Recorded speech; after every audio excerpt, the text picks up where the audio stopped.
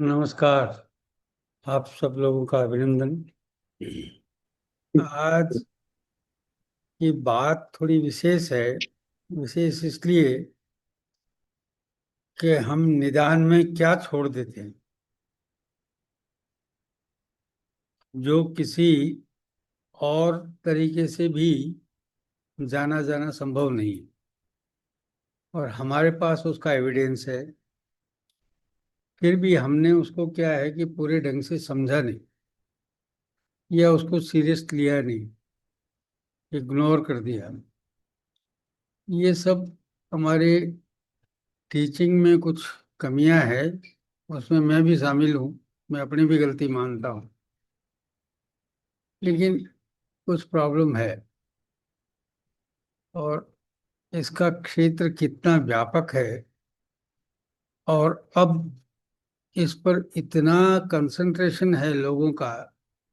खास तौर से ये जो एआई आया है, इसका आधार जो है वो आईसीडी नहीं है। अगर आपको मालूम होगा तो इसका आधार जो है वो आयुर्वेदिक संहिता है। क्योंकि आईसीडी और एनएएमसी में जितने लिस्टेड डिजीजेज हैं, उनसे कहीं ज्यादा हमारी केवल 3 संहिताओं में है। कहीं ज्यादा का मतलब करीब 10 गुना। मैं आपको एग्जैक्ट नंबर बताऊंगा कि मैंने कोशिश की कि उसमें कितनी डिजीजेज हम पढ़ते हैं, और आईसीडी में लिस्टेड कितने हैं, एनएएमसी में कितने हैं। एनएएमसी तो शुरू हुआ है अभी, लेकिन कुल मिलाकर के यदि हम उन सब चीजों को हम नहीं समझेंगे तो आगे आने वाला टाइम अनडायग्नोज अनडायग्नोज डिजीजेज का होगा, है ना। जिसका निदान ही नहीं हुआ है उसकी चिकित्सा कैसे करेंगे। तो निदान जो है, उसके बिना चिकित्सा कैसे हो सकती है। चिकित्सा चाहे आप किसी भी विधि से करो, एलोपैथिक करो, आयुर्वेदिक करो, प्राकृतिक करो, यूनानी करो, सिद्धा करो, या और कोई झाड़ फूंक ओझा तंत्र मंत्र करो, लेकिन चिकित्सा के लिए जो बेसिक रिक्वायरमेंट है वो तो निदान की है ना। है। और निदान चाहे किसी भी विधि की चिकित्सा हो, आयुर्वेदिक निदान उसको सप्लीमेंट करता है, उसको कंप्लीट करता है। ये बात मैं कई दिनों से देख रहा हूँ, क्योंकि मैं भी आप ही की तरह से एक चिकित्सक हूँ। मेरे पास में भी पेशेंट दूर दूर से आते हैं, तो वो बेचारे लाखों रुपए खर्च करने के बावजूद भी उनका निदान नहीं होता है। तो फिर इन सब पर्पज का मतलब क्या हुआ है इस एक्सरसाइज का। और निदान नहीं होता है इसलिए ट्रीटमेंट भी नहीं होता। और अल्टीमेटली वो केसेस डिक्लेयर्ड अनट्रीटेबल डिजीजेस के ग्रुप में चले जाते हैं। तो अनट्रीटेबल क्या है? अनट्रीटेबल क्यों है अनट्रीटेबल? क्योंकि आपने जाना नहीं उसको। इसके बारे में बात करेंगे। 15 मिनट में आपसे क्षमा चाहता हूँ। 15 मिनट बच्चों को आने दो, उसके बाद हम बात शुरू करती है, ठीक है। Thank you. और राधा मोहन जी, ये बड़े बड़े सीनियर सीनियर चिकित्सक हैं। तुम लोगों को तो क्या है कि ज्ञान देना संभव नहीं लगता है। आस्था गुजरात में होंगी शायद। Yes sir. हाँ, कहाँ हो आप? गुजरात में? हाँ। हाँ सर। मैं जीजे पटेल आयुर्वेदिक कॉलेज में पढ़ती हूँ। पढ़ती है आप? कौन से ईयर में है? थर्ड ईयर में सर, फाइनल। Very good. कभी मैं भी रहा था वहाँ। याद है क्या तुम्हें? कोई बताता है हाँ हुआ? हाँ सर, आप आए थे अभी। हाँ, अभी आया था, लेकिन मैं वहाँ काम किया मैंने थोड़े दिन।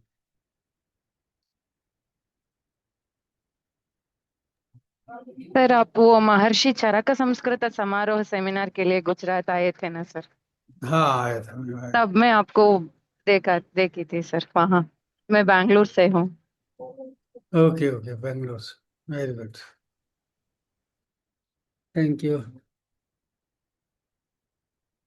क्या करती हैं आप बेंगलोर में, प्रैक्टिस करती हैं?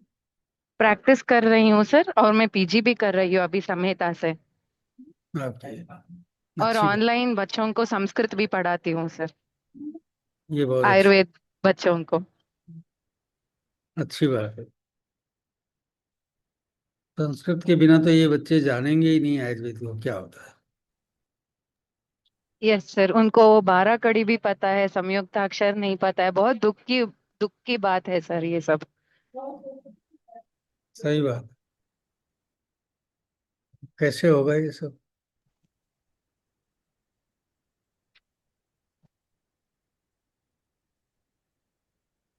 कब तक हो जाएगा आपका काम? मतलब सर? कब तक बच्चे समझ जाएंगे, संस्कृत पढ़ ले? हाँ सर, 2-3 महीने उसको सिर्फ वो देवनागरी लिपि का परिचय होना, पहचान होने के लिए भी 3 महीने लगता है। सही बात। अक्षरों का, वर्णों का पहचान होना, उसके बाद बिना किसी गलती से पढ़ना होता है ना सर। वो हम्म। बहुत टाइम लेता है बच्चों को। हम्म। एक्चुअली वो बहुत मुश्किल की बात है सर, एक्चुअली, एंड दुख की बात भी है। क्योंकि उसको बचपन से ऐसा लाइक वो 12 कड़ी लिखना ये भी नहीं आता है। बचपन से कोई उनसे सिखाया भी नहीं है। सिर्फ इंग्लिश का ABCD सिखाते हैं, ये सब हमारा भारतीय का है। वो भी बच्चों को नहीं पता है सर। आज का हाल ऐसा ही है। सही बात। हम एक ट्रांजिशनल फेज में हैं, जब पूरी तरह से हमारी जो लाइफ स्टाइल है वो वेस्टर्नाइज हो चुकी है, हमारी सोच भी वेस्टर्नाइज हो चुकी है, लेकिन हमारी जो रूट है वो अभी भी वही है। तो बड़ी दुविधा में हैं हम लोग कि हम किस तरह से अपने आप को डेवलप करें।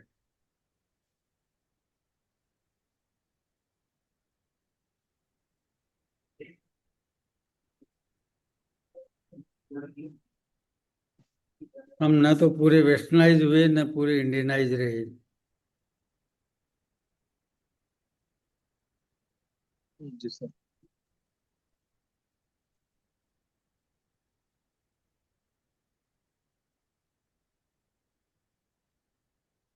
एनीवे, बात करते हैं आज।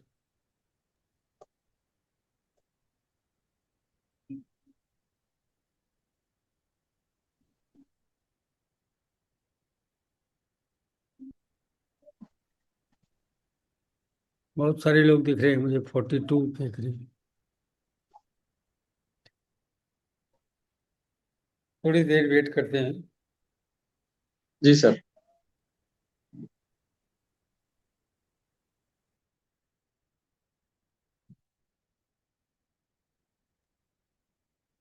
सर प्रणाम सर, एक निवेदन था सर। हाँ, बोलो। सर जैसे अभी सूत्र से सिद्धि का जो पूरा सीरीज चला सर, ऐसे सर अगर आपका बहुमूल्य समय मिले और सर शारीर स्थान का कोई अगर कोई एक सीरीज रह सके तो हम लोग के लिए बहुत आगे चल के तो सीरीज में क्या जानना चाहते हो ये ये बताओ आप। देखिए, मुझे भी बड़ी दुविधा है ये कि इस तरह की सीरीज जब तक, आजकल बच्चों का इंटरेस्ट केवल प्रेस्क्रिप्शन पर है, और प्रेस्क्रिप्शन तब तक तैयार नहीं हो सकता जब तक आप अपने आप को बेसिक कंसेप्ट में तैयार नहीं करेंगे। और प्रेस्क्रिप्शन रटने से भी काम नहीं चले। दूसरी बात यह है कि डिजीजेज पर मैं चाहता हूं कि आयुर्वेद में हम डिजीजेज के बारे में जो पढ़ते हैं उसमें हमारा माइंड सेट जो है वो मॉडर्न डायग्नोसिस का होता है। जब कोई पेशेंट आता है तो हम उसको प्रमेह नहीं सोच करके और DM-1-2 सोचते हैं। और ज्वर के बारे में इतने सारे विचार हम करते ही नहीं है कि ये विषम है कि सम है कि एक दोषज है, द्विदोषज है, त्रिदोषज है, धातुगत है, आगंतुक है। तो प्रॉब्लम क्या है कि हमारा वहाँ एक डायग्नोसिस रहता है कि ये टाइफाइड है या वायरल है या बैक्टीरियल है। तो प्रॉब्लम यहाँ आती है कि हम डिजीज के बारे में जो हमारा जो कंसेप्ट है उसको कब समझेंगे, और अगर वो नहीं समझेंगे तो हम उसके ट्रीटमेंट तक जा नहीं पाएंगे और अपने ढंग से नहीं जा पाएंगे। बाकी लोग कर रहे हैं तो वो भी ट्रीटमेंट कोई बहुत सफल नहीं हो रहे हैं। क्यों नहीं हो रहे हैं? कि उन्होंने उसका जो basic constitution of the disease है वो नहीं समझा, तो उसको डिकॉन्स्टिट्यूट कैसे करेंगे ये समझ में नहीं आता। और कॉन्स्टिट्यूशन ऑफ द डिजीज जो है वो संप्राप्ति जिसको हम कहते हैं, संप्राप्ति को समझना कोई आयुर्वेद समझना नहीं है। संप्राप्ति चाहे आप मॉडर्न डिजीज ही पढ़ें, उसको उस ढंग से ही समझें, लेकिन उसकी संप्राप्ति तो देखें, उसमें फिजियोलॉजी जो है वही तो पैथोलॉजी में कन्वर्ट हो रही है। और कैसे हुई, फर्स्ट इवेंट क्या था, सेकंड क्या था, थर्ड क्या था, फोर्थ क्या था, उसके एसोसिएट्स क्या थे, उसका ट्रेवल रूट क्या था, और उसको कितने सारे सपोर्टिंग फैक्टर्स जो है वो मिले, वातावरण से मिले, खाने पीने से मिले, मानसिक रूप से मिले, या औषधियों से भी मिले, उसके ट्रीटमेंट के दौरान भी मिले, या उसको डायग्नोसिस के जो सिस्टम है उनसे भी मिले। ये डिजीज क्रिएटिंग है या डिजीज को इलिमिनेटिंग है, मुझे ये समझ में नहीं आता। और इसलिए क्या है कि हमें एक बार अपने ढंग से सारे रोगों को, जो शास्त्र में जिस हार्द से लिखा है, जो उसका सेंट्रल पॉइंट है, उसको समझना चाहिए। मैं कई बार कहता हूं कि आप और कुछ नहीं, केवल 8 रोग पढ़ लीजिए, जो निदान स्थान में है वही चिकित्सा स्थान में। मेरे बच्चे पूछते हैं मुझे कि निदान स्थान में जो रोग है उनको वापस चिकित्सा स्थान में क्यों लिखा, और लगभग वही संप्राप्ति और लगभग वही लक्षण उनको रिपीट क्यों किया गया। कुछ नए लोग नए रोग ले सकते थे। पूछते हैं बच्चे, जिज्ञासा पूछती है कि जो निदान स्थान में है वही आपने चिकित्सा स्थान में क्यों, और थोड़े से हेर फेर के साथ में उनको दिया हुआ है। अब यही एक रहस्य की बात है कि उस डिजीज को जब हम निदान में समझेंगे तो वो डिजीज की अंडरस्टैंडिंग अलग है, और जब हम चिकित्सा में समझेंगे तो वो बिल्कुल अलग है। नमस्ते। आओ देवे, आ गए हैं बच्चे, थोड़ी देर शुरू करते हैं।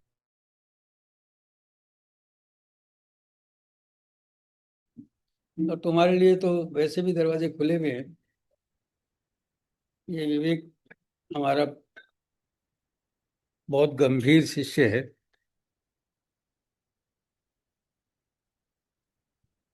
और अनिर्वाण, कैसे हो? ज्योति, आज तेरे को कैसे टाइम मिल गया था, ये बेटी की सेवा के अलावा कुछ सोचती नहीं? हम्म। आ जाती हूँ वैसे तो। बच्चे आए कि सर ये बॉस सर फर्स्ट ईयर में आ रहे हैं, सर ऑटो में आ रहे हैं। ये कौन है? सर ये डॉक्टर गौरी है सर, जम्मू से आए, एएमओ है वैसे तो, फर्स्ट ईयर में आए हैं। First year? हाँ जी सर, पीजी फर्स्ट ईयर में। वो बहुत सही इसकी।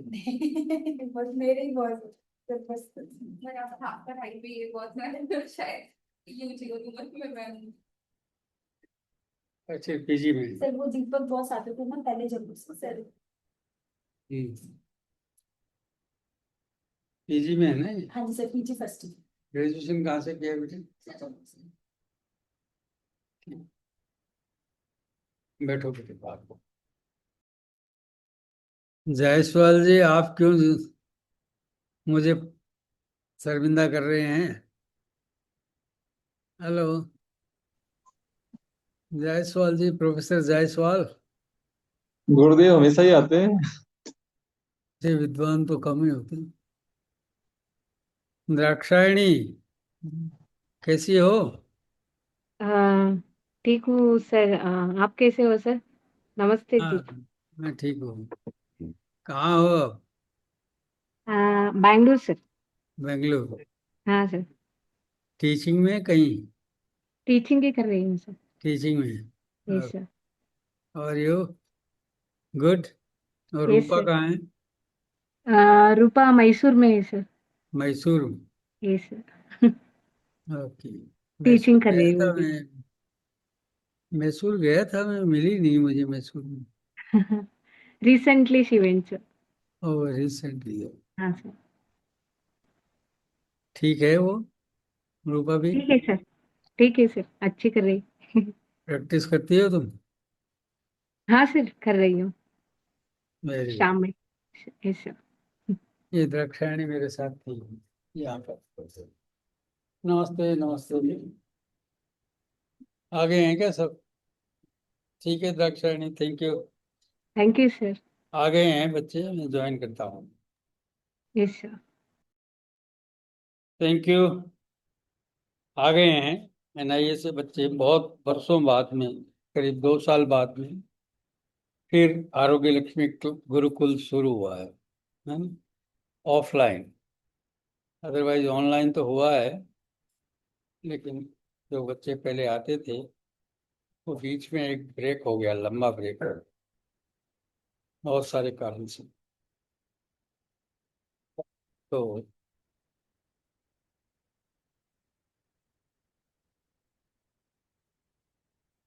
खंडमंडलाकारं व्याप्तं येन चराचरं यत्पदं दर्शितं येन तस्मै श्री गुरुवे नमः।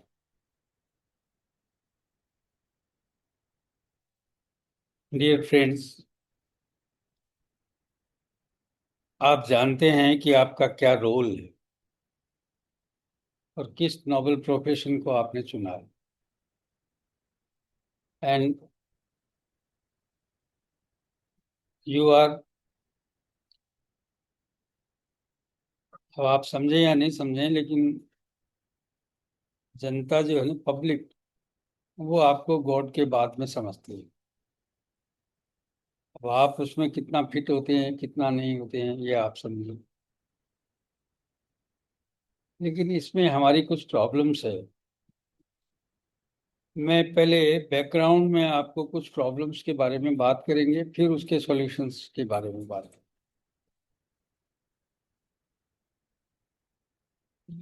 प्रॉब्लम ये है कि ये जो हमारा टाइम चल रहा है, 21st सेंचुरी, और वो भी लगभग काफी टाइम निकल गया है, इसमें कुछ देश काल की परिस्थितियां ऐसी हैं कि हमारा आहार, फूड, ड्रिंक्स और ब्रीथ, ये बहुत डिटोरिएट हुआ है और वर्ल्ड वाइड हुआ है, लेकिन हमारे देश की बात करते हैं तो यहाँ भी हुआ है।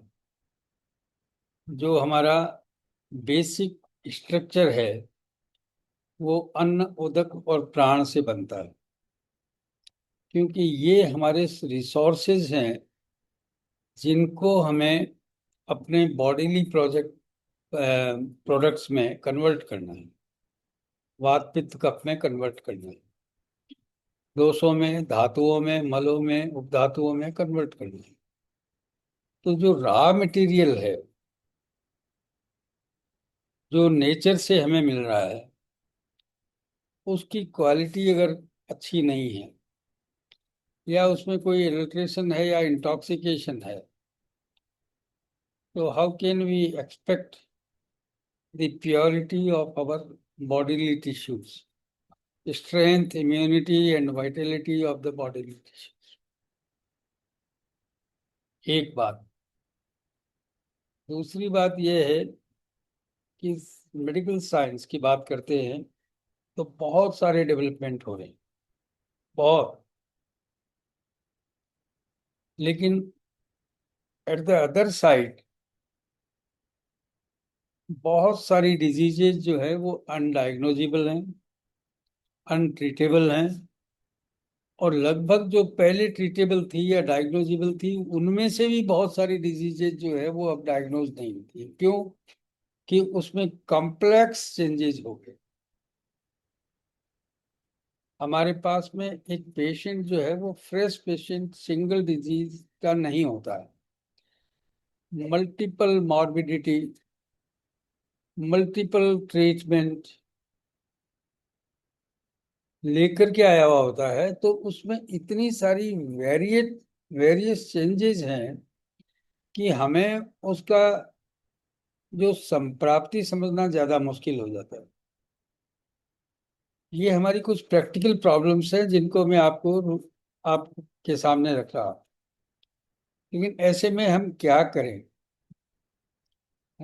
How to deal with this situation? एक और बात कि चाहे हम ट्रीटमेंट किसी भी सिस्टम से करें, किसी भी पैथी से करें, लेकिन उसका डायग्नोसिस तो जरूरी होगा ना। उस डिजीज का जो कॉन्स्टिट्यूशन है, उसका जो रूट है, उसका जो ट्रेवल एसोसिएट्स हैं, उसके साथ में जितने मेंटल फैक्टर्स हैं या साइकोलॉजिकल फैक्टर्स हैं, जो सोशल फैक्टर्स हैं, जो उस डिजीज को सपोर्ट कर रहे हैं, डिजीज को वेरिएट कर रहे हैं, डिजीज को बहुत सारे तरीके से प्रोग्नोस्टिकली पुअर कर रहे हैं, साध्य को असाध्य कर रहे हैं या साध्य को याप्य कर रहे हैं। तो इन कंडीशंस में निदान, चाहे किसी भी विधि से ट्रीटमेंट करो, निदान का जो सबसे स्ट्रांग पॉइंट है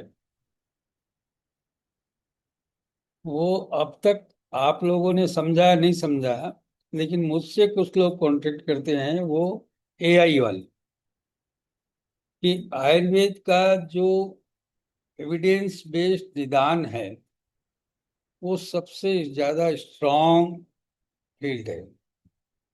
एआई के लिए वो हॉट केक है। क्यों?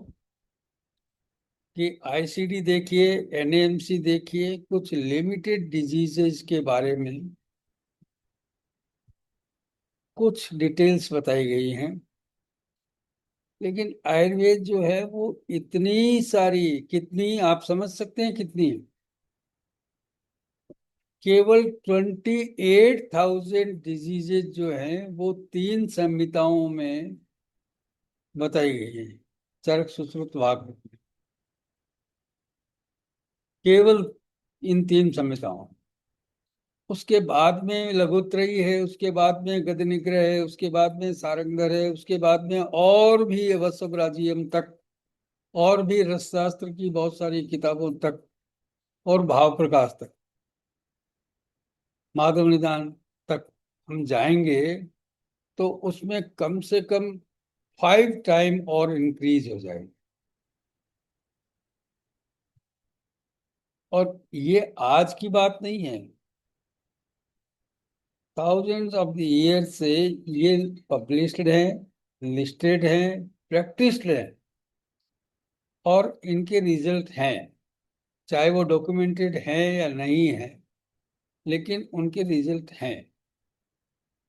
और बहुत सारी ड्रग्स उसमें ट्रायल कर दी गई। अब ये हमारी अनफॉर्चुनेट सिचुएशन है कि हमने उनको बहुत अच्छे ढंग से डॉक्यूमेंट नहीं किया या सेव नहीं किया। लेकिन उसके बाद उससे क्या फर्क पड़ता है? फर्क ये पड़ता है कि आप इन डिजीजेज को आईसीडी या एनएमसी से बाहर कैसे रख सकते हैं। जब इतनी सारी डिजीजेज लिस्टेड हैं, और उन डिजीजेज में एक और खास बात यह है कि उसमें वात पित्त कफ का आइडेंटिफिकेशन भी है, कि ये एक ही डिजीज वात में ऐसी होगी, पित्त में ऐसी होगी, कफ में ऐसी होगी। इसमें कलर, मूत्र पुरीष वदन, मुख नयन वदन मूत्र पुरीष का ये वर्ण होगा, ये इसका त्वचा का स्थिति होगी, और ये उसके लक्षणों का स्वरूप होगा। एक में पेन होगा, एक में शोथ होगा, एक में जो है वो सूल होगा, एक में इन्फेक्शन होगा, एक में पाक होगा। तो ये एक डिजीज नहीं है, और बहुत सारी डिजीजेस। एक और बात इंपॉर्टेंट है जो मुझे आपसे करनी है, कि ये डिजीज तो है लिस्टेड डिजीजेस, लेकिन इसके अलावा एक सूत्र है, केवल तीनों संहिताओं में तीन सूत्र है, तीन सूत्र। अगर उनको समझ लिया जाए तो ये डिजीज 100 टाइम्स जो है वो बढ़ जाती है।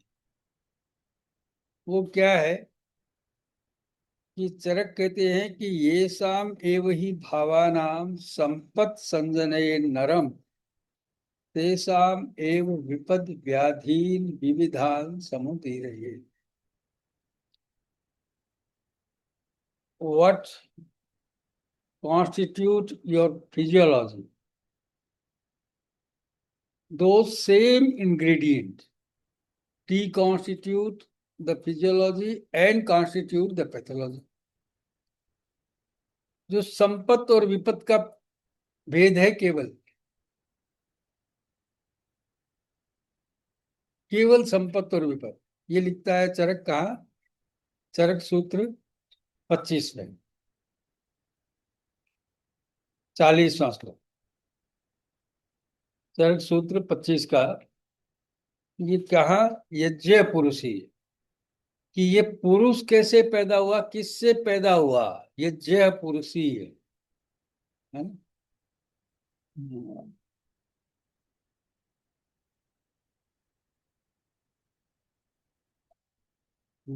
कितना नंबर है? 29। तेषामेव भावानां सम्पत्सञ्जयेन्द्रं, तेषामेव विपद व्याधि। व्याधि विविधान् समुदीरये। अब इस एक श्लोक का अर्थ आप समझिए, कि ये पहली बात तो ये है कि ये बात लिखिए यज्ञ पुरुषी, मतलब ये जो पर्सन है, जिसको वो ट्रीटेबल पर्सन है, कि ये कैसे उत्पन्न हुआ है, किससे उत्पन्न हुआ है, उसके कॉन्स्टिट्यूएंट्स क्या है।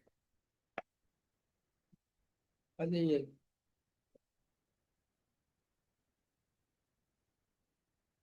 ये बेटो बेटा इधर इधर आ जाए निशान।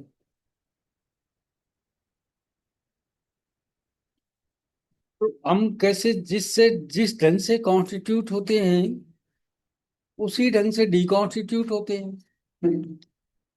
अब इसके बाद चरक कहता है गर्भाव क्रांति। एक सेकंड, ठीक है ना? गर्भाव क्रांति का मतलब ये है कि ये जो पुरुष है, ये और थोड़ा एक्सप्लेनेशन है, कि ये माता से, ये पिता से, ये रस से, ये आत्मा से, ये सत्व से, ये सात्विक से, ये आत्म भाव, ये इससे उत्पन्न हुआ है। लेकिन सुश्रुत उसका ग्रामर समझा रहे हैं। उसी चीज को सुश्रुत जो है वो गर्भ व्याकरण बात करते है ना।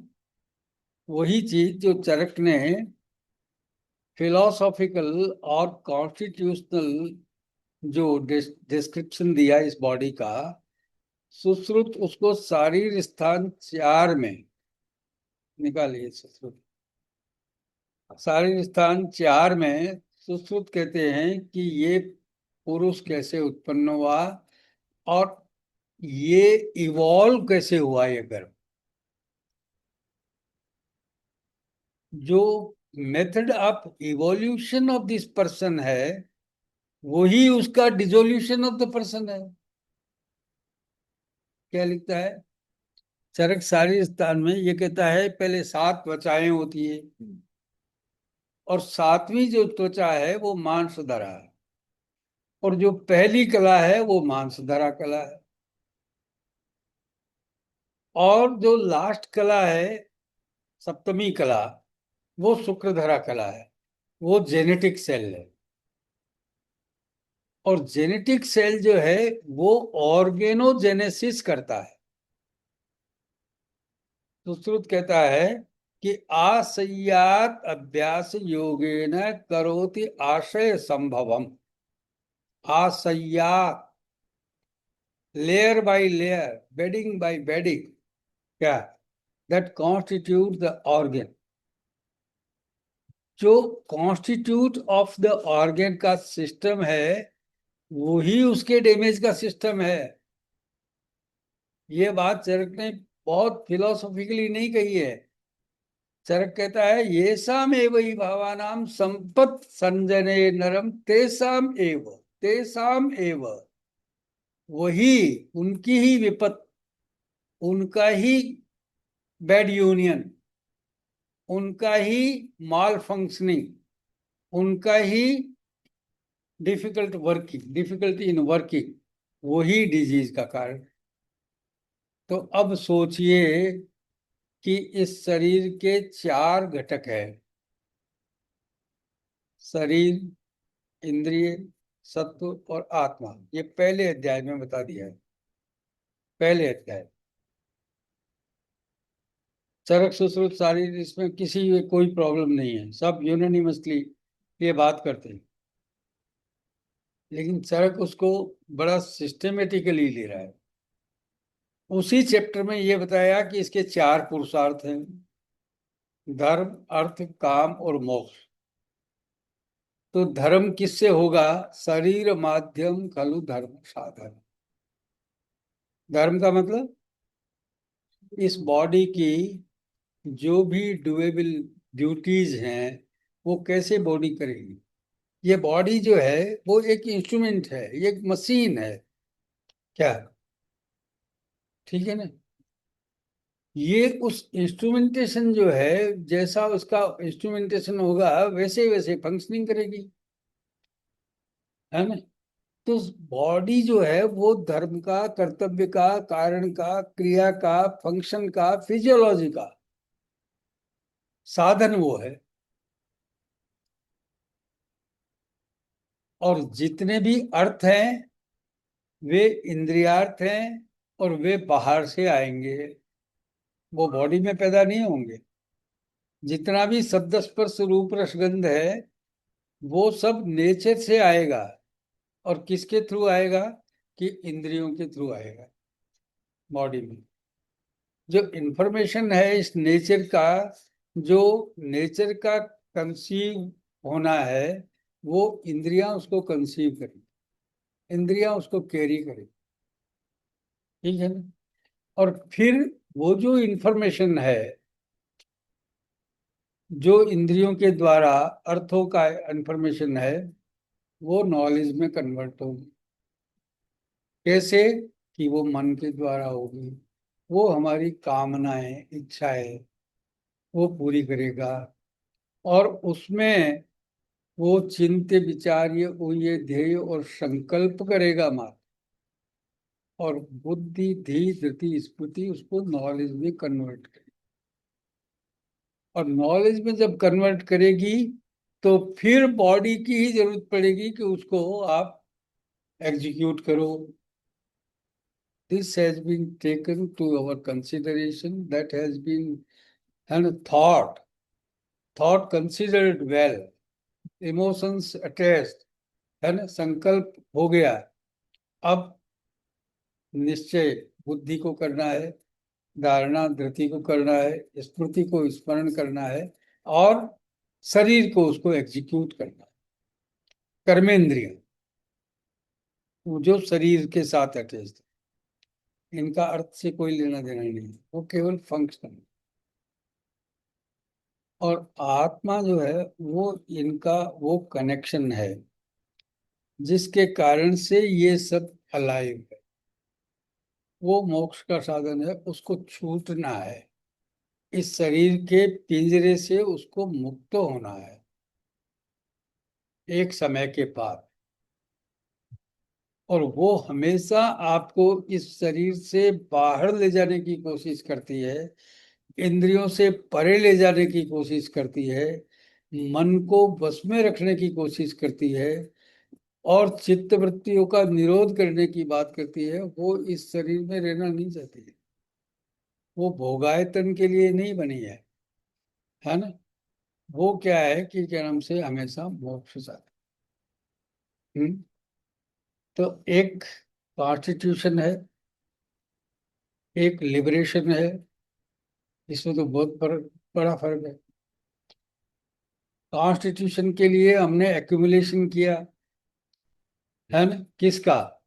प्राण उदक और अन्न को, फिर वात पित्त कफ बनाए, फिर सात धातु बनाए, फिर उसके उपधातु बनाए, फिर स्रोतस बनाए, फिर उनका परिवहन परिणमन हुआ, फिर उनका श्रवण हुआ, फिर उसके बाद में फिर अवयव बने, फिर त्वचा बनी, फिर कलाई बनी, फिर अवयव बने और फिर शुरू हो गया। ठीक है ना। अब इन सबको क्या काम करना है कि वो उसके निर्देश से करना, आत्मनिर्देश से। भास्तम सत्यम अमृतम वेदा कर्म शुभा शुभम नश्यो करता। अब देखिए चरक कितना इंटेलिजेंट आदमी है, उसने 4 चैप्टर लिखे स्वस्थ वृत्ति, केवल 4। उसमें जो मात्रा स्थिति है वो इस शरीर के लिए लिखा कि इस मशीन का एक एक एपरेटस डेली साफ करने लायक है। क्यों? कि ये मशीन खराब हो जाएगी, कहीं से भी आपने इग्नोर किया तो ये मशीन ही खराब होगी। तो मात्रा स्थिति में वो पूरा, ये कहते हैं नगरी नगरस्यैव रथस्यैव रथी यथा, है ना, मेधावी तत्कुर्यात् हितम विद्यात् यदात्मना या अवहितो कृत्येषु अवहितो भवेत्। सावधान, बी कॉशियस, है ना। ये आपकी मोटर है, इससे आपको पूरी यात्रा करनी है अपने जीवन की, है ना। इस पूरी जीवन की यात्रा इससे करनी है और इसका ब्रेक एक्सीलेटर, है ना, स्टीयरिंग सब कुछ ठीक होना चाहिए और डेली चेकअप करो, इसमें टायर वायर सब सही होना चाहिए। ये आपका नगर है, ये आपके सिटी है, नगरी नगर से हो, ये आपका सिटी है। इसमें ट्रिलियंस ऑफ द सेल्स जो है वो एक सिस्टम से रहते हैं, कुछ टिश्यू के सिस्टम में रहते हैं, कुछ ऑर्गन के सिस्टम में रहते हैं, उनका एक ट्रांसपोर्टेशन सिस्टम है, उसका एक एलिमिनेशन सिस्टम है ना। तो ये एक सिटी है। तो ये इस ढंग से, और उसके बाद एक श्लोक लिखता है ये, क्या आगे क्या है? पाए निषेधे ये शूर धर्म धर्म विरोधी। हाँ, धर्मा विरोधी, वृत्ति उपायान निसेवेत ये स्यु धर्मान विरोधी। ये शरीर जो है वो धर्म का साधन है क्या? आप अगर कोई ऑक्यूपेशन या कोई प्रोफेशन कर रहे हैं और वो इस शरीर के विरोध में है तो वो नहीं करें, समझे ना। नहीं तो ये सिस्टम फेल हो जाएगा। आप कार में डीजल नहीं डलवा सकते, पेट्रोल की कार है, ठीक है ना, ये अधर्म है उसके लिए। और पेट्रोल डीजल की कार है तो पेट्रोल नहीं डलवा सकते, ठीक है ना। आप उसको क्या है कि कलम से एक गियर में नहीं चला सकते, आप उसको हर एक चीज को यूज करना पड़ेगी। तो ये जो शरीर है ये धर्म विरोधी वृत्तियों के लिए बना हुआ है, धर्म अविरोधी वृत्तियों के लिए बना हुआ है। वृत्ति उपाया निषेवेत ये स्युः धर्मा विरोधिना, धर्म का अविरोधी होना चाहिए। मतलब इस शरीर का साधन रखने के लिए इस मोटर का पूरा आपको ध्यान रखना चाहिए। आगे क्या लाइन है? शमम अध्ययनम चैव सुखम एवं समुष्यम। हाँ, इसमें आप क्या चाहते हैं? सुख चाहते हैं? सुख, प्लेजर।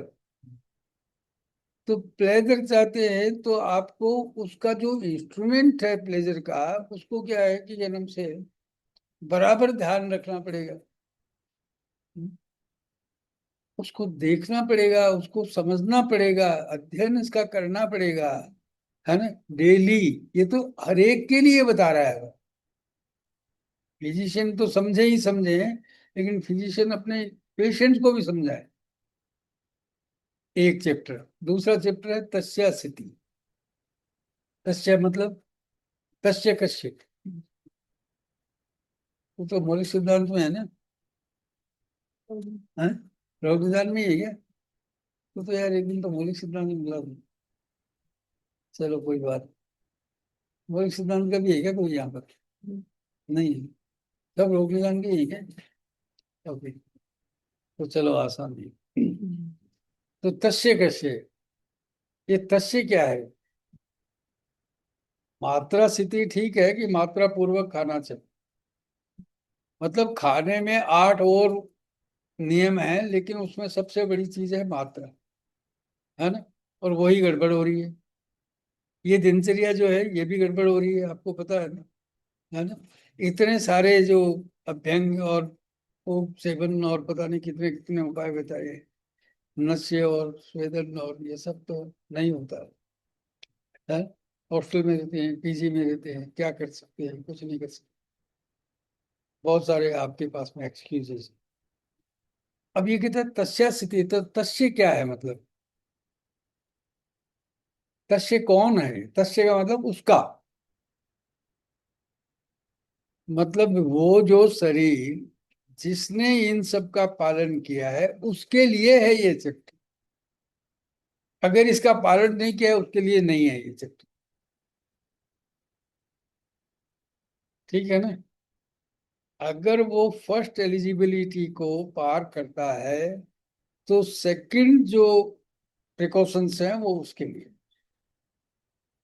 समझे ना। अदरवाइज क्या है कि ये यूजलेस है। जब आप दिन रात का ही फर्क नहीं कर रहे हैं, क्या ब्राह्म मुहूर्त का ही आपको पता नहीं है, तो मौसम आपका क्या बिगाड़ेगा? है, ऋतु में आपका क्या बिगाड़ेगा? है, ये ऋतुचर्या का अध्याय है। तो ऋतुचर्या तो दिनचर्या के बाद में शुरू होता है ना। है, ऋतुओं में तो दिन तो है ही ना, लेकिन अब वो दिन और स्पेसिफाई कर दिया उसने। क्यों? कि ये इंद्रियां जो है ये इस नेचर पर डिपेंड कर रही है ना। इसमें ये ठंडा गर्म जो है ये उस इंद्रियों की समस्या है, क्योंकि इंद्रिय प्राण, और ये जो प्राण है ये कभी कम होगा कभी ज्यादा होगा, इस नेचर में बहुत सारी प्रॉब्लम्स आए, है ना। आपको कैसे उनको स्टोर करना है, कैसे प्रिवेंट करना है, कैसे आपको प्रोटेक्टिव शील्ड है ये आपकी, वो एक्सपोज ब्रेन है, इंद्रिय, उसको बचाना है। ठंड से भी, गर्म से भी, बरसात से भी, और भी खाना पीने से भी, कपड़े से भी, और खाने पीने से, उसके लिए अलग अलग। फिर एक अध्याय लिखा न वेगान नारण्य, ये मन के लिए। क्यों? कि मन की गति वहां नहीं होती जहां मल है, और मन अणु है, विभू है, कहते हैं ना। लेकिन शारीर स्थान में लिखा है कि मन वहां नहीं जा सकता जहां पहले से कोई मृत चीज है। मृत का मतलब जो उदीर्ण वेग है वो मृत है, वो डेड पार्टिकल्स है। ठीक है ना। जो उदीर्ण वेग है वो डेड पार्टिकल्स है, उसमें मन जा ही नहीं सकता भाई। सारे स्थान में देखना, केस सारे स्थान एक में ही। कहाँ वेदनाएं कहाँ नहीं होती। नख मल द्रव गुणैर बिना। क्या है? वेदना नाम अधिष्ठानम मनोदेहस्य सेन्द्रिय शेषलोम मनोदेहस्य सेंद्रिय, ये वेदनाओं का अधिष्ठान है। लेकिन कहाँ नहीं है वेदना?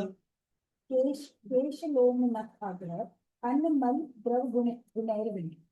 वहां नहीं होता है, वहां ये चेतना नहीं जाती, मतलब करंट ही नहीं जाएगा।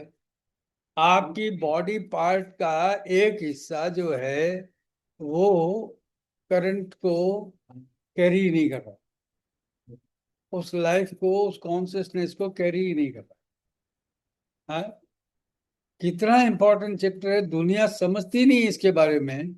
और हमारे यहाँ एक चैप्टर पूरा का पूरा दिया है कि ये भाई, ये मल उदीर्ण वेग जो है, ये डेड पार्टिकल बॉडी में है। और इसमें क्या है कि ये चेतना का गमन नहीं होगा, है ना, वेदना नहीं जाएगी, है ना। अब वेदना नहीं जाएगी तो इसका फिर तो डेवलप हो रहे हैं बहुत सारी डिजीजेस, ऐसे जगह पर डेवलप हो रही है जहां पर साइलेंटली डेवलप हो रही है, क्योंकि वहां चेतना जाती नहीं है। ये साइलेंट जो ग्रोथ हो रही है ना डिजीजेस की, वो इस कारण से हो,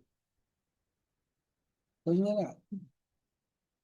हमने ध्यान ही नहीं दिया कि कोई बात नहीं, नाखून जो है उसमें कुछ सेंसेशन नहीं है, उंगली में सेंसेशन नहीं है, या यहाँ नहीं है वहां नहीं है, तो कोई बात नहीं, बाकी तो सेंसेशन है। तो वहां कुछ डेवलप होगा तो आपको कैसे मालूम पड़ेगा? तो ये वो चैप्टर है जहाँ साइलेंट डिजीजेस ग्रो करती। अब इसमें इस तरह के जो वेग हैं वो हम धारण कब करते हैं? कि जब हमारी कंपनी बैड हो।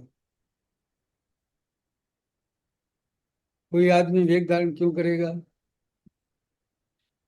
कब करेगा कि आपकी क्या है कि कंपनी में बैठे हैं, मजा आ रहा है, तो वेग धारण का क्या है? चल यार चाय चलो सर, तुम्हें खेल नहीं रहे क्रिकेट? है। अच्छा, एग्जाम है। तो ये जो वेग धारण का कारण ये है कि बैठ कम, और वेग धारण नहीं करने का कारण होगा दुख। ये कंपनी जो है वो आपका एपिजेनेटिक्स बना, माँ बाप जो है वो आपकी बॉडी का जो कॉन्स्टिट्यूशन है वो देते, लेकिन बाकी आप दोस्तों के बनाए। आप अच्छे या बुरे जो है वो आपको माँ बाप नहीं बनाते, वो आपके दोस्त लोग होते हैं, ठीक है ना। तो ये एक चैप्टर। अब एक और चैप्टर है जो आत्मा के लिए है, वो है इंद्रियोपक्रम। इनका इंद्रियों का उपक्रमण कर रहा है, इसके लिए बहुत सारे डूज एंड डोंट्स हैं। क्या करना चाहिए, कब करना चाहिए, कैसे करना चाहिए, कैसे रहना चाहिए, एक पूरी प्रैक्टिस है। जिससे क्या है कि ये साल्वेशन का, एक मोक्ष का, लिबरेशन का एक रास्ता बनता है, ठीक है ना, रास्ता बनता है। तो ये चार जो हमारे कॉन्स्टिट्यूएंट हैं, इन चारों के लिए चार चैप्टर्स। अब देखिए आप कि इन चारों में जो कुछ पालन नहीं हो रहा है वो भी निदान। मैं आपको निदान की बात कर रहा था कि इसमें जो इतनी सारी बातें लिखी है चारों में, तो चारों में अगर कुछ भी पालन नहीं हो रहा है, देखिए, एक होता है विधि और एक होता है निषेध, एक होता है डूज, एक होता है डोंट्स। अगर आप जो डुएबल है वो नहीं कर रहे हैं तो डेफिनेटली फिजियोलॉजी जो है वो बहुत दिनों तक बनी नहीं रही, वो पैथोलॉजी में शिफ्ट हो जाएगी, ठीक है ना। ये बहुत जल्दी हो जाएगा। तो ये जो निदान, ये जो चार चैप्टर है, ये स्वस्थ वृत्त के तो हैं, लेकिन जब तक पालन नहीं करेंगे तो ये अस्वस्थ वृत्त के हो जाएंगे। तो ये निदान है ये, और हम सोचते हैं कि निदान नहीं लिखा है। ठीक है ना, ये भी निदान का हिस्सा है। अब देखिए, ये सारी चीजें लिखने के बाद आचार्य निदान के लिए इतने पर्टिकुलर हैं कि वो ये कहते हैं, ये तीनों मिलकर के, देखिए सुश्रुत का चैप्टर, कल्प स्थान का चौथा चैप्टर निकाले, सुश्रुत, सुश्रुत कल्प स्थान का चौथा चैप्टर।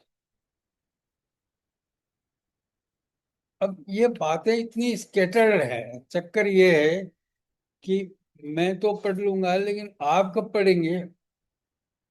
आपने तो क्या है कि पार्ट को सेगमेंट कर दिया कि भाई मुझे तो निदान स्थान पढ़ना है, क्योंकि हम तो निदान के विद्यार्थी हैं, है ना। तो निदान कहाँ नहीं है ये मैं आपको बता रहा हूँ। इसका 40वां श्लोक निकाला, इसमें है वो चल।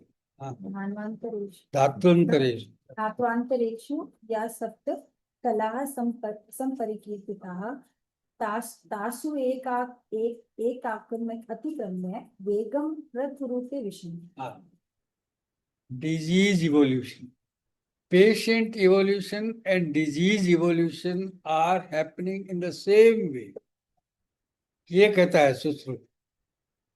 सुश्रुत ने तो उसको डिसेक्ट करके देखा है बॉडी को। क्या सुश्रुत कहते हैं कि धात्वंतर मर्यादा में डिजीज का परफोरेशन या प्रोग्रेशन होता कैसे है। ये बात तो लिखी है सर्पविष के अध्याय में, है ना। इस सर्पविष के अध्याय को तो विश्व विज्ञान के अलावा कोई पढ़ता नहीं, है ना। लेकिन इस अध्याय में ये बात लिखी है कि डिजीज जो है वो उसी क्रम से जाएगी जिस क्रम से ये शरीर बना है। वो कैसे कैसे डीपर टिश्यूज में जा रही है, कैसे कैसे गंभीर धातुओं में जा रही है ना। ये बात ज्वर में चरक ने कही थी, ऋतु अहोरात्र दोषाणाम मनसस्य बलाबलात् काल मर्थवसाच्चैव ज्वरस्तम तम प्रपद्यते, है ना। ऋतु, अहोरात्र, काल और, है ना, मन के विचार, ये सब के कारण से डिजीज पेनिट्रेट होती है, प्रोग्रेस करती है। और प्रोग्रेस करने का तरीका वही है कि एक कला से उत्तान कला से गंभीर कलाओं में जाएगी, है ना। तो उत्तान कला से ऑर्गन नहीं बनता है, शुक्रधारा कला से जेनेसिस जेनेसिस होती है, ऑर्गेनोजेनेसिस होती है। वहां तक डिजीज चली गई तो उसके बाद में अब ऑर्गन डैमेज हो रहा है। अभी तक ऑर्गन डैमेज नहीं। देखिए, संचय, प्रकोप, प्रसर, स्थान संश्रय में ऑर्गन डैमेज नहीं है। व्यक्ति जो है उसमें ऑर्गेनिक इन्वॉल्वमेंट, और भेद में वाइटल ऑर्गन्स का इन्वॉल्वमेंट। ठीक है। तो डिजीज का प्रोग्रेशन कैसे होता है, ये बात इसने यहाँ लिखी। और यहाँ पर ये रेफरेंस में वो दलहन कहते हैं कि आप सारी स्थान 4 भी देखिए। क्या लिखा है दोस्तों? ये तो चार, वही 40वां, 566 पेज है सर।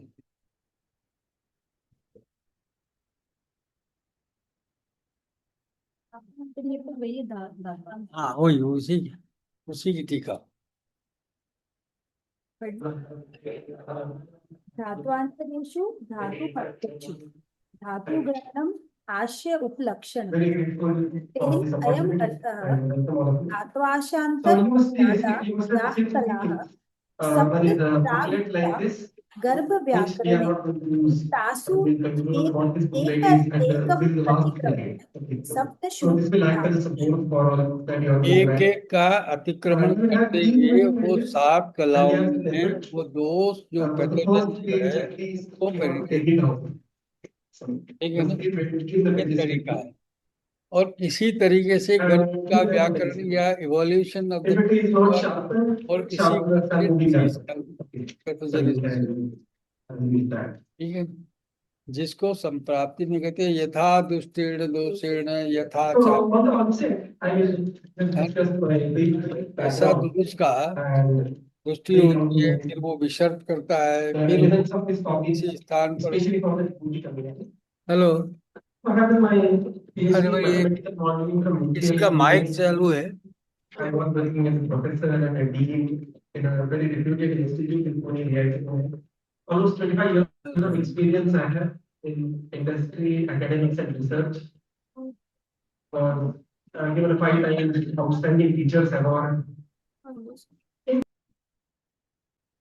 तो कुल मिलाकर के ये जो 7 धातु है, 7 कलाएं है, यही डिजीज का प्रोग्रेशन रूट है। ठीक है ना, और यही ऑर्गेन का पैथोलॉजी बनाता है। ठीक है, और इस सारी प्रक्रिया को समझना, इसके लिए आपको ये सारे रेफरेंसेस कम से कम एमडी पीएचडी में तो ध्यान आ ही जाने चाहिए। है? अब तक ग्रेजुएशन में नहीं आई कोई बात नहीं, लेकिन एमडी पीएचडी में तो कर ही लो। क्यों कि अब डिजीजेस का जो स्वरूप है, मैं आपको अब जो एक्चुअल प्रॉब्लम है वो अभी बताता हूँ। कि पेशेंट आते हैं हमारे पास में, आपके पास में भी आते हैं, एनआईए में भी आते हो, बहुत आते हैं, 2-3 हजार पेशेंट आते हैं। क्यों आते हैं हमारे पास पेशेंट, क्यों आते हैं?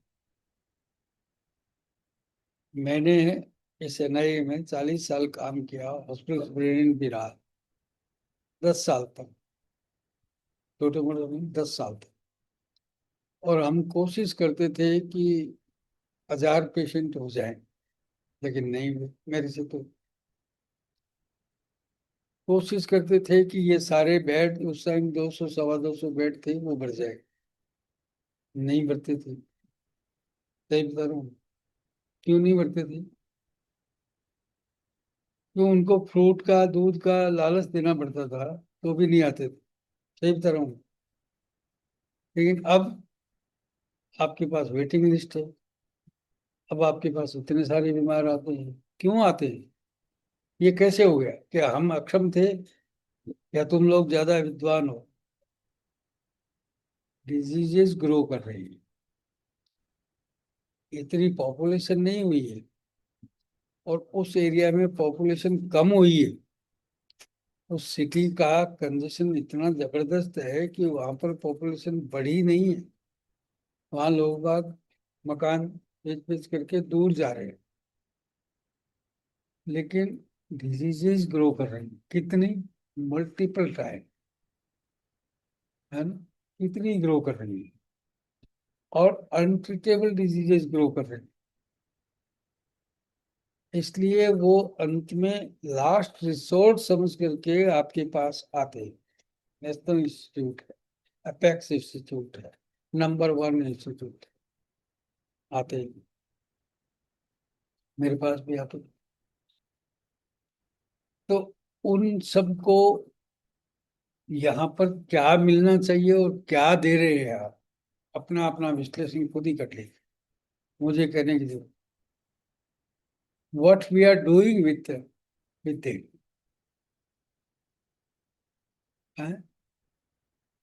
हम उसको आराम दे रहे हैं, हम उसको डायग्नोसिस कर पा रहे हैं। अब वो लास्ट रिसोर्ट पर जिस विश्वास के साथ में आया है, उसको हम फायदा पहुंचा रहे हैं। हम्म? ऐसा नहीं है कि नहीं हो रहा है। क्योर रेट हमारा अभी भी बेटर है आयुर्वेद का, इन जनरल। लेकिन जिस एक्सपेक्टेशन से वो आया है वो हम पूरा नहीं कर पा रहे। क्यों? क्योंकि उतनी एक्सरसाइज नहीं कर रहे हैं उसके डायग्नोसिस की। मुझे इतने सारे साल हो गए पढ़ते पढ़ाते, और एमडी पीएचडी के थीसिस देखते देखते, ये बघेल सर और हमने लगभग पूरे इंडिया में जितने थीसिस होते हैं उनको पढ़ डाला, उनकी समरी बना ली उस टाइम तक जब तक हम रहे, है ना। लेकिन एक भी कोई बाहर नहीं आया अभी तक। मुझे नहीं लगता कि कोई बाहर क्या है कि कोई बहुत बड़ी रिसर्च जो है वो आ गई हो, एस्टेब्लिश हो गई हो। क्यों नहीं हुआ? क्योंकि उसमें जो एक्सपेक्टेड एक्सरसाइजेज थी जिस लेवल, वो नहीं, अभी भी नहीं हुई। सही बता रहा हूँ? तो एक्सपेक्टेड क्या है कि इन डिजीजेस का वो एक माइंड सेट है हमारा। पेशेंट जब आता है तो वो कई वहाँ रजिस्ट्रेशन पर ही बता देता है कि मुझे ये डिजीज है। वो एक मॉडर्न डिजीज का नाम लेता है क्योंकि उसको वही बताया गया है, वो वहीं जाके आया है। और वहां पर आपके कंप्यूटर में भी शायद उसी नाम से उसको एंट्री भी कर ली जाती है। ऐसा ही होता है है? आयुर्वेद होती है। लेकिन आपके दिमाग में वो पेशेंट पहले ही बोलता है कि मेरे पास DM1 और DM2 है ना, मेरे पास ये कैंसर है, ये सार्कोमा है, ये लिपोसार्कोमा है, ये यहाँ है, ये एडिनोमा है, ये है। मेरे पास में IBS है, अल्सरेटिव कोलाइटिस है, क्रॉन्स है, ये है।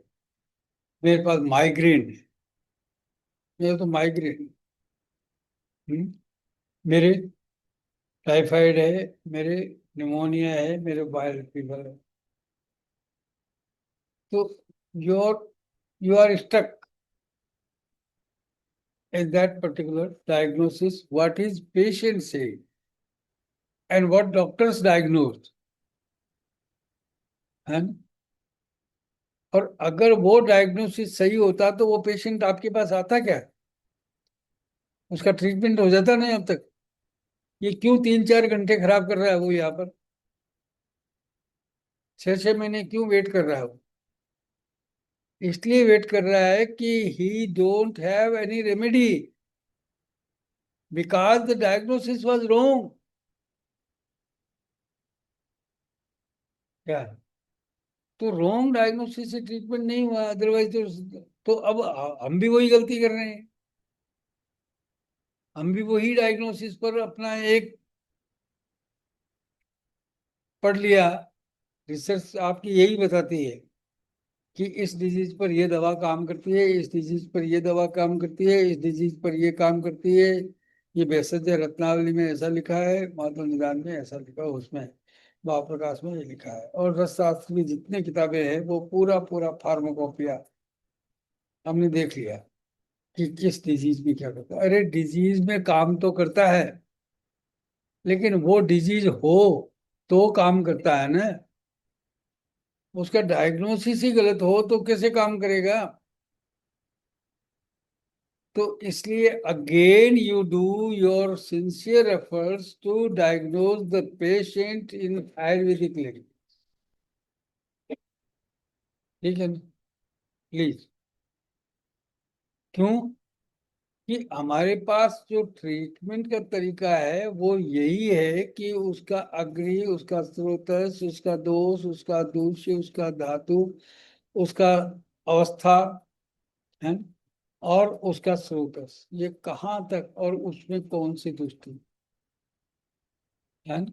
ये हमारी लैंग्वेज है ना। डिजीज का कॉन्स्टिट्यूशन हमारा ही है। और हम चाहते हैं कि उसको डायबिटीज टाइप 2 ठीक करना, या माइग्रेन ठीक करना। तो माइग्रेन तो है ही नहीं वहां पर, और माइग्रेन की संप्राप्ति ढूंढेंगे तो मिलेगी नहीं। अब हमने एक और रास्ता निकाला कि उसको अर्धावेदक कर दिया, उसको सूर्यावर्त कर दिया, उसको हमने अनंतवाद कर दिया, कोई डायग्नोसिस कर दिया, लेकिन नाम दिया केवल। ये जो कह रहा है ना कि वहां पर आयुर्वेदिक डायग्नोसिस भी करते हैं, तो आयुर्वेदिक डायग्नोसिस करते हैं कि नॉमेनक्लेचर ऑफ द डिजीज हमने सिमिलर उसका क्या है वो कहीं से ला करके उसको फिट कर दिया, लेकिन डिजीज नाम के हिसाब से नहीं होती है। डिजीज नाम को नहीं डिजीज कहते हैं। ये कहता है विकार नामा कुशलो नृयात कदाचन नहीं सर्व विकाराणाम नाम तो उचित। और इसके बाद में ये कहता है कि तत्र तस्मात् विकार प्रकृति अधिष्ठानांतराणि च समुत्थान विशेषांच बुधवा कर्म समाचार। अगर आपको चिकित्सा करनी है तो इस नाम की चिकित्सा नहीं है। इसका नाम अनिर्वाण नहीं होकर के कोई है ना श्रीदेवी होता तो मेरे लिए क्या फर्क पड़ता है ना। मुझे तो ट्रीटमेंट करना है। तो ट्रीटमेंट करने के लिए मुझे कोई नाम से कोई फर्क ही नहीं पड़ेगा इसमें। तो डिजीज का नॉमेनक्लेचर जो है वो हमारे लिए बिग इशू हो गई। उसका जो कॉन्स्टिट्यूशन है, उसकी प्रकृति है, उसका संस्थान है, उसका जो अधिष्ठान है, उसका जो मार्ग है वो नहीं देखा, इसलिए मार्ग शुद्ध नहीं होगा। समुत्थान जो है उसको विड्रा नहीं होगा, निदान परिवर्जन नहीं होगा, है। और हम उसको वैसा ही एक सिम्टोमेटिक रिलीफ देंगे जैसा वहां पर किया था। और disease does not deal with symptom. Disease symptom भी नहीं है, डिजीज नाम भी नहीं है। डिजीज इतनी सारी एक प्रोसेस को डिजीज कहते। निवृत्तिर आमयस्यासौ, जिस ढंग से वो कॉन्स्टिट्यूट हुई है, जिस ढंग से उसका जेनेसिस हुआ है, exactly that same pattern should be क्या ट्रीटेड, और वहां तक ट्रीटेड जहां तक वो शुरू हुई। ज्वर कर्तुर आमा से इत्यारभ्य तदा ज्वरम निवृत्ति थी इत्यंतेन सा संप्राप्त। तो वो आमा से शुद्ध ही नहीं होगी जब तक क्या है कि आप एंटीबायोटिक दे करके भी क्या करोगे। और होता यही है कि आपने पैरासीटामोल दे दिया, जुखार नहीं है, एंटीबायोटिक दे दिया, आप तो बिल्कुल नहीं होना चाहिए है, लेकिन उसको भूख अभी भी नहीं लगी, उसका वेट लॉस अभी भी हो रहा है, अभी भी उसको अश्रद्धा रुचि सास्य वैरस्यम नयन प्लव है क्या, अभी भी उसको वाली पे प्रद्वेष है और पता नहीं कितना कितना प्रॉब्लम्स है। तो कॉन्स्टिट्यूशन ऑफ द डिजीज जो है वो क्यों नहीं समझते, और कोई भी नहीं समझता, ताजुब की बात है। और इसलिए हमारा क्योर रेट कहीं ना कहीं ठीक है। एक तो बात यह है कि तुम्हारे पास भीड़ बहुत, इतना टाइम ही नहीं है हमारे पास, लेकिन हमारे पास तो पूरा टाइम रहता है। क्यों कि हम उसको कंसल्टेशन फीस लेते हैं। तुम तो कंसल्टेशन फीस भी नहीं लेते। तो कंसल्टेशन देते हैं तो कंसल्टेशन का मतलब ये है कि उसकी डिजीज को खोद करके निकाल, उसको ढूंढना कि कहाँ है, कैसे शुरू हुई है। सबसे पहली डिजीज क्या, 20-20 25-25 साल पुरानी हिस्ट्री बताते हैं लोग बात, कि कोरोना से पहले ये हुआ था, कोरोना में ये हुआ था, कोरोना के बाद में ये हुआ था, इंजेक्शन लेने के बाद में ये हुआ था, उसके बाद में ये हुआ था, ऑक्सीजन लेने के बाद में ये हुआ था, उसके बाद में ये हुआ था। तो वो सारी इवेंट्स ने ये समारोह क्रिएट किया है, ठीक है। those all events constituted this shape of the disease। अब ये जो शेप है उसको कैसे हम डिसेप करें, तो इसके लिए टाइम तो देना पड़ेगा, और टाइम नहीं लगता है। टाइम कब लगता है कि जब शास्त्र जो है वो हमें किताब में देखना पड़ता है। ये अगर स्मृति में रहता है तो टाइम नहीं लगता है, मैं आपको बता रहा हूँ। इसलिए शास्त्र को किताब में रखने से कोई फायदा नहीं है। तत्र ज्ञानवताम ही द्विविधा परीक्षा, how do you can perform the प्रत्यक्ष और अनुमान विदाउट द आप्तोपदेश। आपको परीक्षा क्या करनी है, क्या रिजल्ट मिल सकता है, ये तो आप्तोपदेश में लिखा हुआ है ना, प्रत्यक्ष में थोड़ी लिखा हुआ है, उसके चेहरे पर थोड़ी लिखी हुई है डिजीज। ये तो बुक ने बताया कि ऐसी डिजीज में ऐसा होता है, और if that is in your memory, तो फिर डायग्नोसिस कोई प्रॉब्लम ही नहीं है ना। विद्या विवेको विज्ञानम स्मृति तत्परता क्रिया सडेते यत्र वर्तन्ते न साध्यम अति वर्तते, है ना। आपके पास नॉलेज है, आपके पास एनालिटिकल पावर है, विवेक है, विज्ञान, आपके पास टेक्नोलॉजी है, किस तरह से कैसे निकालना है, आपके पास इंस्ट्रूमेंटेशन है, लेकिन स्मृति, मेमोरी में नहीं। ऐसा केस आपके पास रिपीटेडली कई बार आता है, लेकिन पिछली मेमोरी नहीं है। उस टाइम के फेल्योर के कॉज आपके पास नहीं है, उस टाइम का सक्सेस का कारण आपके पास नहीं है, ठीक है ना, मेमोरी में नहीं। तो तत्परता जो क्रिया, इंस्टेंटेनियस जो एक्टिविटी होने वाली है, उसका डायग्नोसिस और प्रेस्क्रिप्शन वो कैसे आएगा, है। How you can reach to the और प्रेस्क्रिप्शन। प्रेस्क्रिप्शन तो इतनी सारी एक्सरसाइज ब्रेन में चलती है तब जाकर के। प्रेस्क्रिप्शन नहीं बताया है इसने कहीं भी, और कोई भी नहीं बता सकता प्रेस्क्रिप्शन।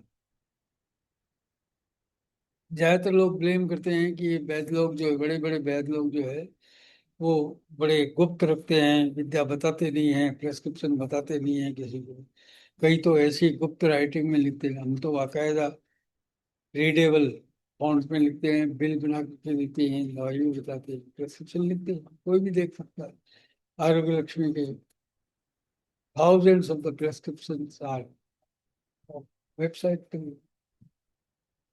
तो प्रेस्क्रिप्शन में प्रॉब्लम नहीं है यार, उस प्रेस्क्रिप्शन के पीछे की एक्सरसाइज जो है वो इम्पोर्टेंट है, वो उसमें नहीं आ सकती प्रेस्क्रिप्शन में। तो आप लोग रोग निदान में काम करते हैं ना, हाँ? तो रोग निदान के लिए ये बड़ा चैलेंज है कि आपकी मेमोरी कितनी है।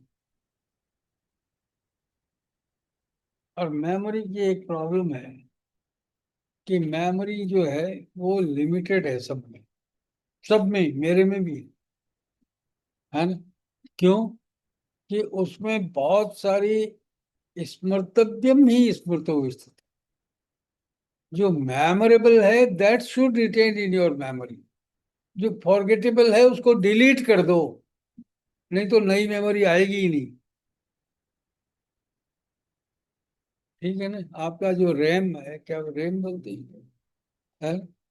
वो रैम भर गया है कितनी सारी उल्टी सीधी मेमोरी से, जो कोई काम की नहीं है आपकी जिंदगी।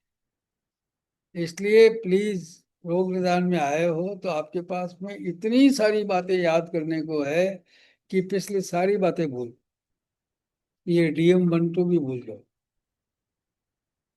क्या, ब्लैंक योर मेमोरी, अब नई मेमोरी बनो और इसको याद करो। और ये याद नहीं होगा तो ये बहुत लंबी एक्सरसाइज, बहुत लंबी है। कब ढूंढेंगे ये किताबें लेकर के बैठेंगे क्या? क्या फिर कौन सा श्लोक बताया था, कुछ याद नहीं आ रहा है, फोन कर लेते हैं, उसमें देख लेते हैं, कंप्यूटर में देख लेते हैं। ये तरीका नहीं है भाई।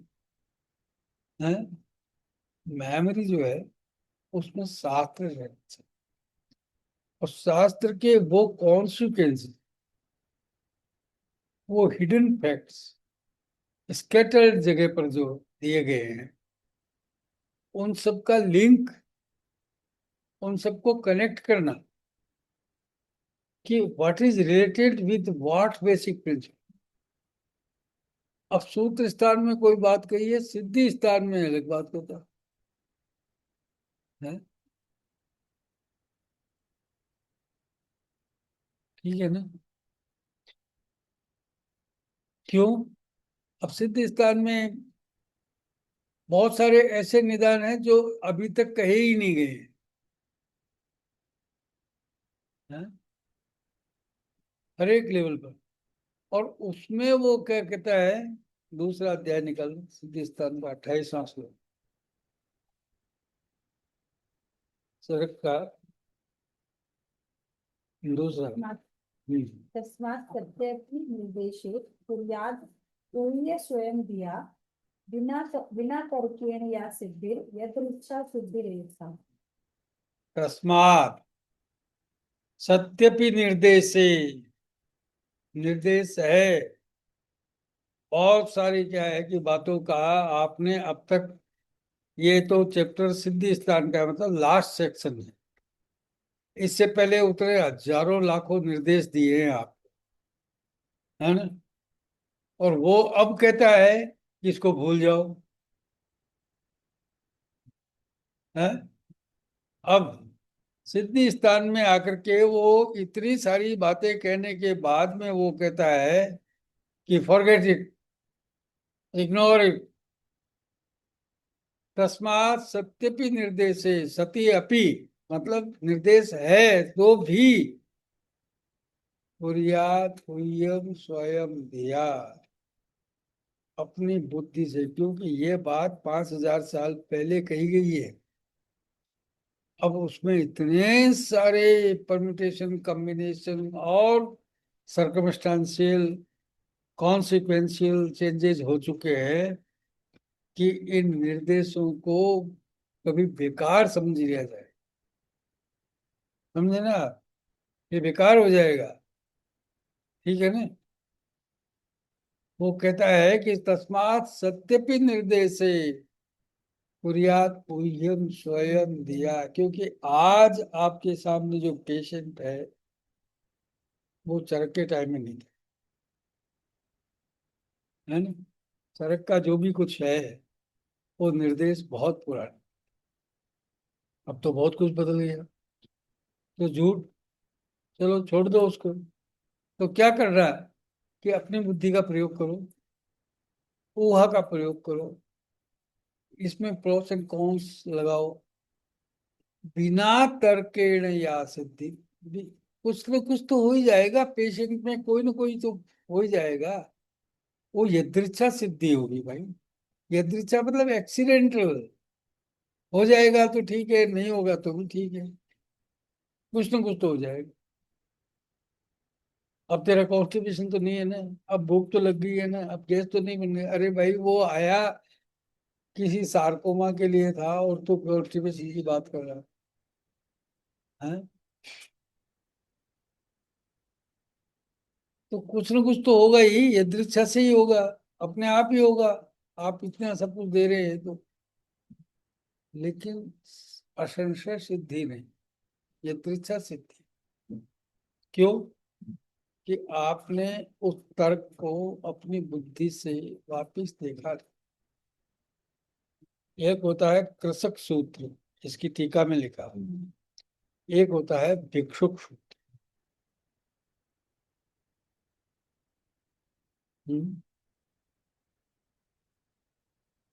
भिक्षुक सूत्र क्या होता है कि एक बैगर, भिखारी, मांगने वाला, कोई साधु संत कोई भी, वो कहीं से क्या है कि धान मांग करके लाता है, उसकी झोली जो है वो कहीं फटी हुई है, उस दाने गिर जाते हैं, बरसात आएगी तो वो उग जाएंगे, है ना।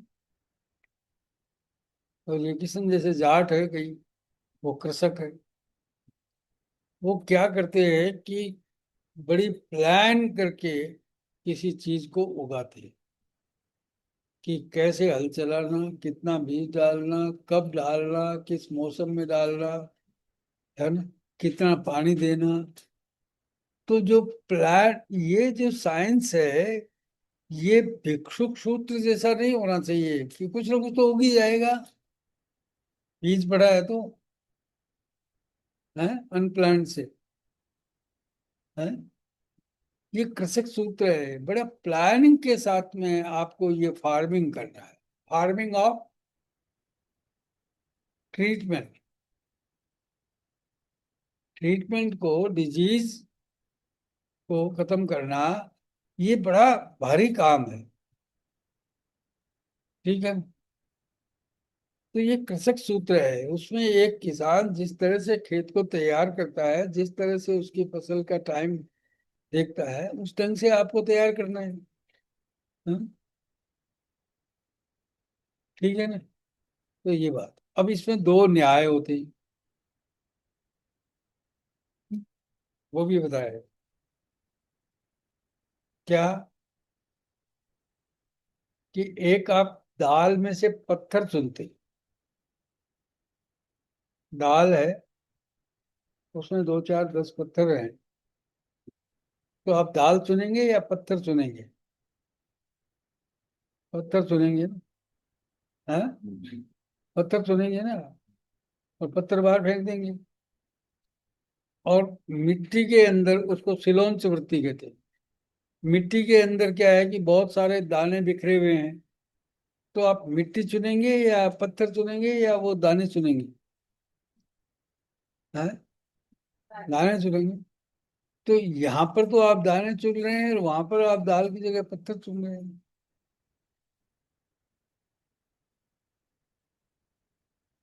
तो यहाँ ये ट्रीटमेंट का एक पार्ट है कि अगर पैथोजन ज्यादा है क्या, तो आप सेव क्या कर सकते हैं, उसको चुनना है। ये मिट्टी मिट्टी है, इसमें कुछ दाने हैं, तो कम से कम उनको तो सेव कर लो, है। और अगर कोई पैथोलॉजी कम है, तो आप उसी पर अटैक करेंगे ना, है, उस पर काम करेंगे ना। तो सन्निपात गुण विरुद्धे ही भूयसा अल्पम अवजीयते, है ना? ज्यादा क्या है ना? ज्यादा मिट्टी है तो मिट्टी नहीं चुनेंगे, है। ज्यादा दाल है तो दाल नहीं चुनेंगे, ठीक है ना। उसमें जो पैथोलॉजी है वो चुननी है, और इसमें जो फिजियोलॉजी है उसको सेव करना है। समझ रहे ना आप? इसको कहते हैं सिलोन चूर्ति, है ना। और उसको क्या कहते हैं? उसको विस्किर वृत्ति।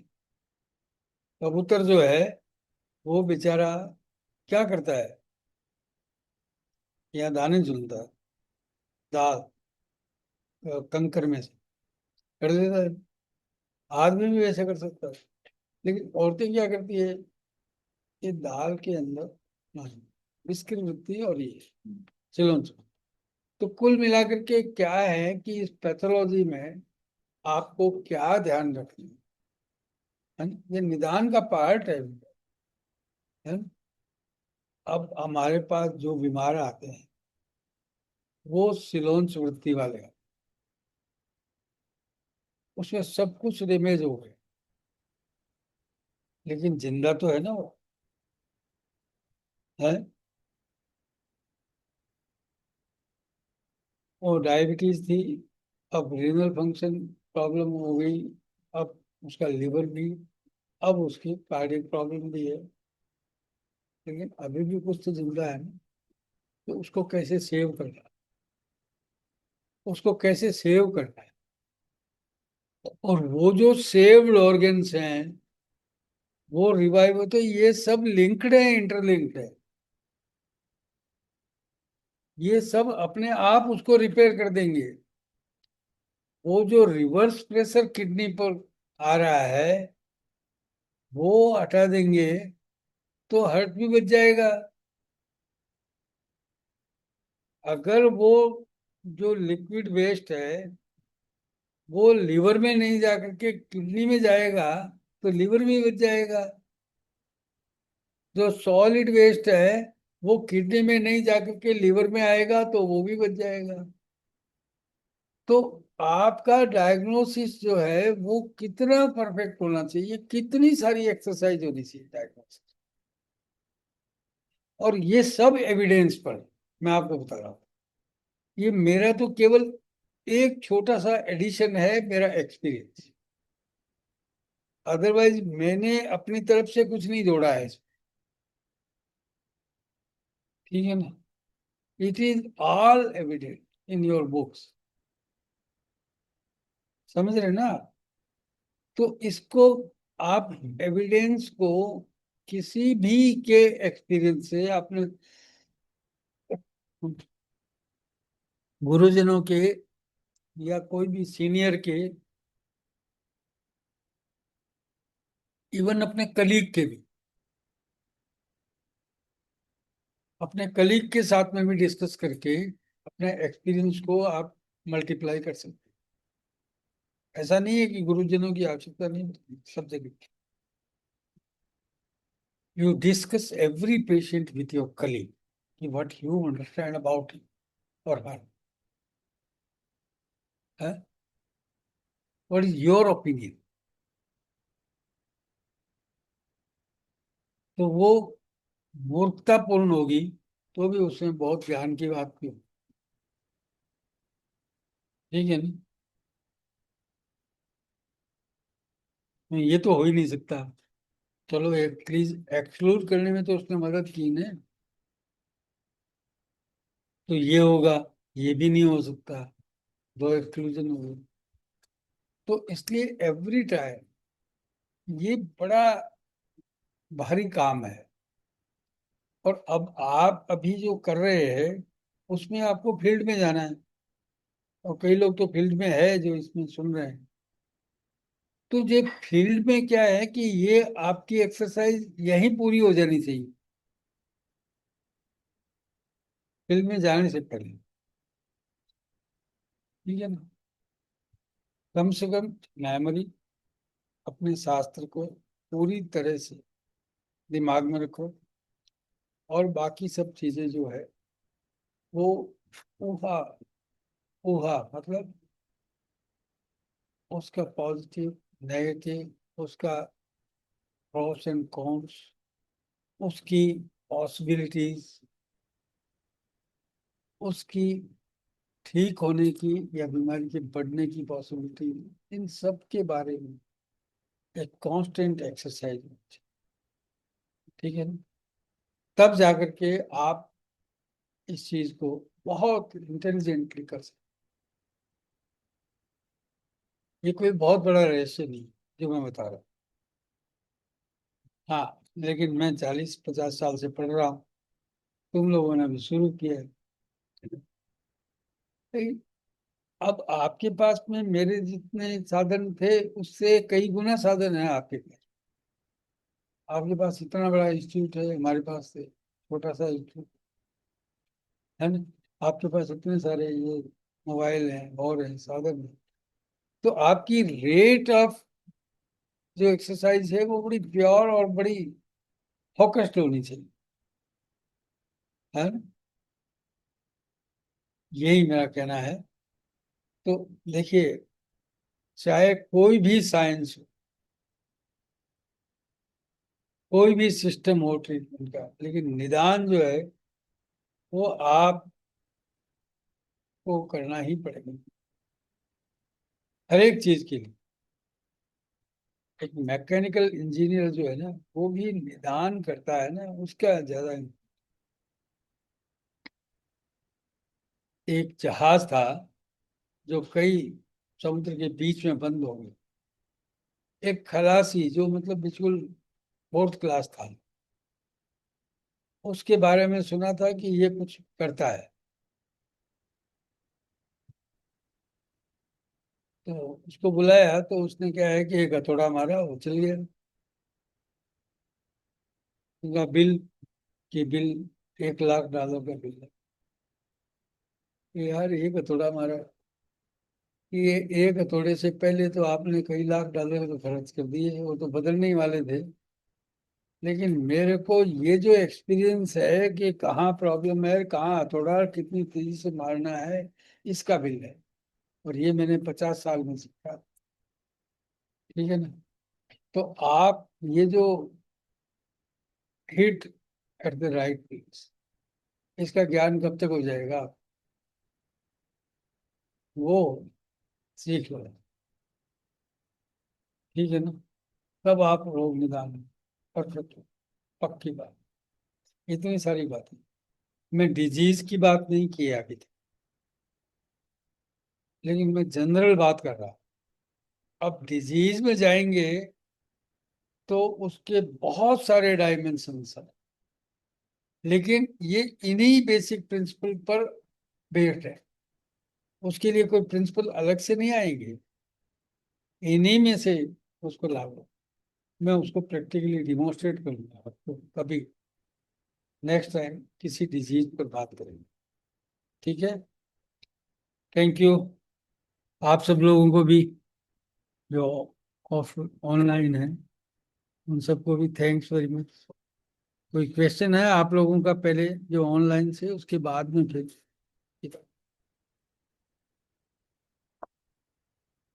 Thank you dears. 42% are seeing online. धन्यवाद sir ji. Thank you sir sir. मुझे एक क्वेश्चन है सर। हाँ, अ, आपने बताया कि ऊहन भी करना है। रंगश्री बोल लेकिन रही है क्या? हाँ सर, हाँ बोलो। ऊहन करना है ऐसा बोला सर आपने। हाँ लेकिन हाँ। ये कैसे पता चलेगा कि हमारा ऊहन हम सही तरीके से कर रहे हैं कि नहीं? क्या प्रमाण होता है सर ये उसका, ऊहन का? ओहन का प्रमाण ये होता है कि देखिए, पहली बात ये है कि चिंत्य और विचार्य, आपने फोकस कर लिया, उसके बाद में ओहा कर ली। अब आपको रिजल्ट कहाँ मिलेगा? कि आप उसमें ध्येय, उसका गोल बना लेंगे, उसका इमोशन अटैच कर देंगे, तब वो संकल्प होगा। देखिए, आपका ओहन गलत हो ही नहीं सकता यदि आपने उसको गोल बना करके इतनी सारी एक्सरसाइज की तो। फिर आपको एक कल्पना करनी है। देखिए, बहुत सारा कुछ नॉलेज है वो इमेजिनेशन पर डिपेंड करता है। नॉलेज कभी आपको करतलगत आमलकवत स्पष्ट नहीं होगा। वो आपके दिमाग में एक फेंट आइडिया देगा। वो जो फेंट आइडिया है वही आपकी हुआ है, वही आपकी ताकत है। ठीक है ना।